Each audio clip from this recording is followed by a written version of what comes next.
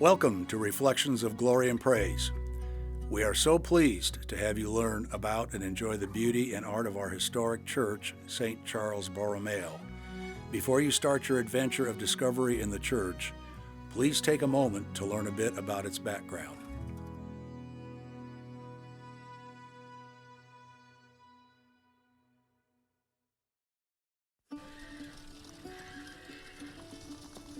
The people of North Bend, Nebraska, and the surrounding rural community have always lived by the tenets of hard work, sacrifice, and faith. The St. Charles Borromeo Parish was founded in 1892 in North Bend when a group of Catholics from town and the surrounding countryside pooled their resources to purchase the vacant church building on Block 26.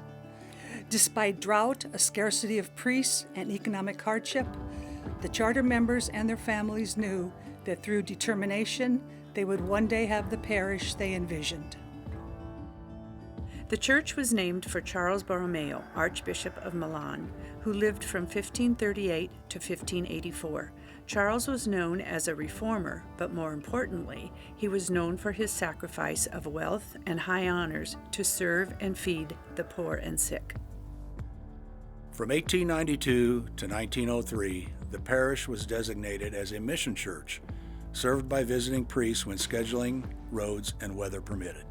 In the fall of 1903, the fate of the congregation would turn dramatically when the bishop assigned his first priest to the parish.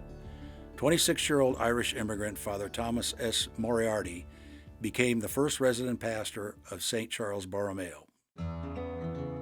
The energetic 26-year-old priest set right to work bringing the church sanctuary, building and grounds up to snuff, and the congregation built him a proper parsonage in 1905.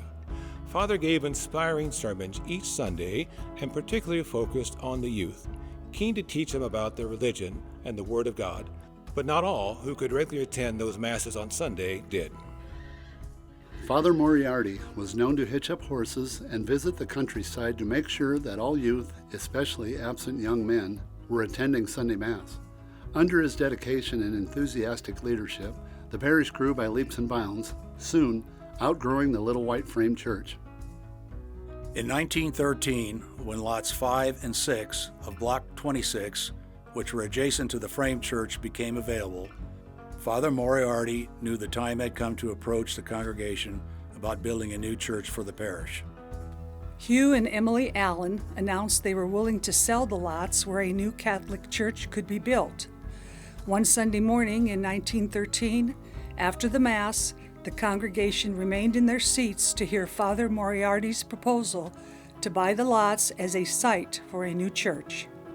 Despite economic uncertainties and rumblings of war, these early parishioners opened their hearts and their wallets. Before they exited the church that morning, they pledged the $1,600 asking price for the lots, plus several $100s more to start the building fund for the new church. With his characteristic zeal and enthusiasm, Father Moriarty threw himself into the planning and building process for the new house of God. After much study, the Irish priest and the church elders eventually contracted with architect James H. Craddock of Omaha. Craddock built more than 30 churches during his career, and the fact that his father had immigrated from County Tipperary tipped the contract in the fellow Irishman's favor.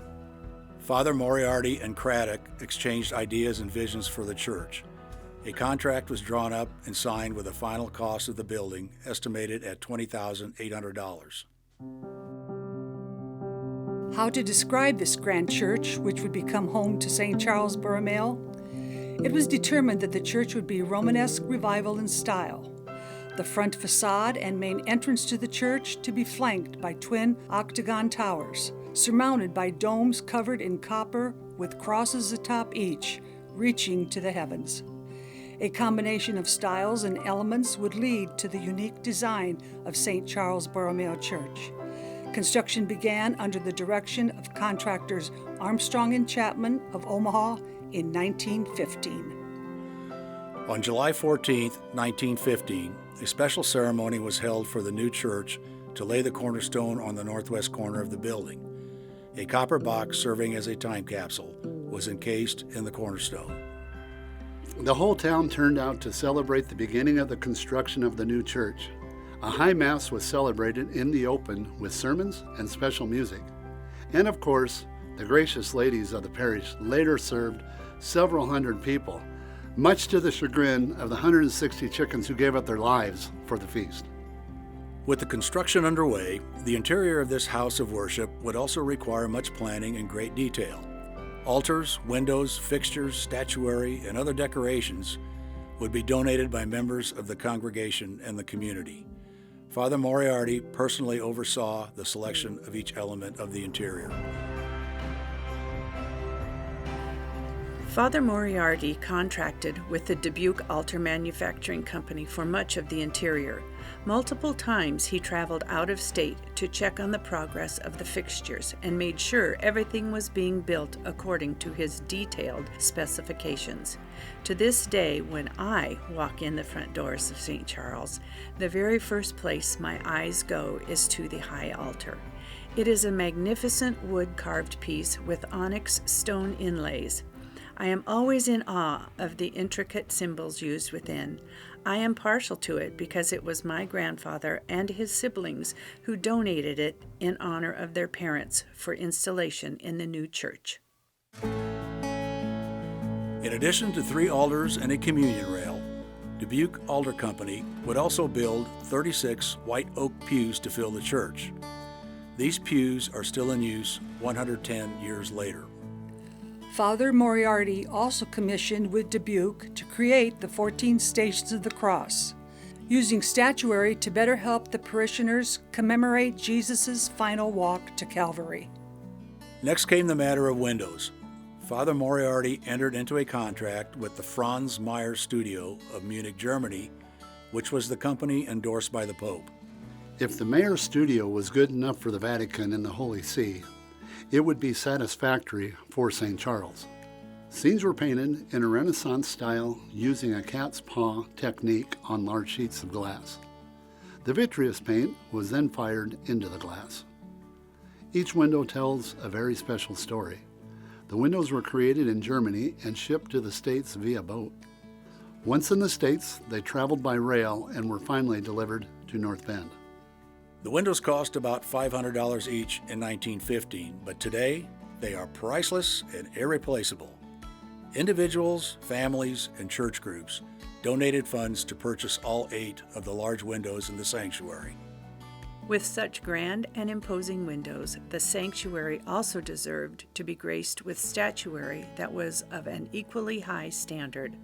Although we are uncertain where all the statuary in the sanctuary originated, we determined at least 2 statues came from the DePrato Regali studios, originating in Italy with a sister studio in Chicago. Established in 1860, the DePrato Regali studios were internationally known for the quality and excellence of their religious statuary. The statues within the church have been repainted and refurbished over the last 110 years. A finger or toe or 2 have been replaced during the process. Interestingly, a few of the statues have glass eyes. 2 of the statues bear the stamp of the DePrato studio. In July 1916, the North Bend Eagle reported, "It took nearly a year to complete the church. At the time of its dedication, the church is one of the most beautiful in the state and stands out prominently. The splendor of the exterior prepares the observers in the measure for the grandeur within. The beautiful yet delicate coloring of the stained glass windows are beyond description. The gold leaf, the marble, and the onyx that mingle with the fine grain of the wood make the altars and the communion rail all harmonize. They give silent testimony of the deep study which Father Moriarty devoted to the appointments inside."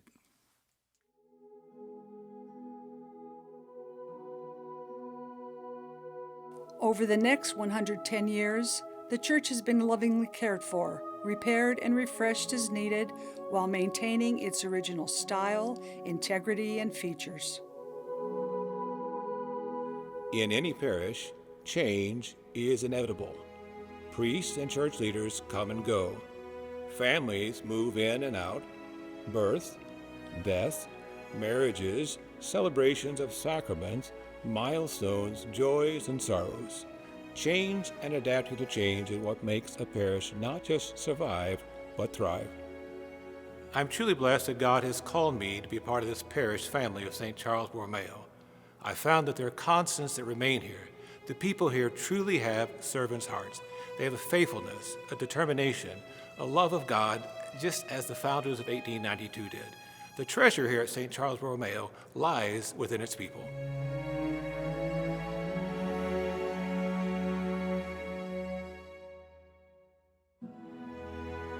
Whether you are a first-time visitor or have seen the church multiple times, we invite you to enter St. Charles Borromeo with fresh eyes to truly appreciate the beauty and artistry you will find behind its doors. The self-guided tour booklet found at the rear of the sanctuary will help you with your exploration of our church and the story it tells.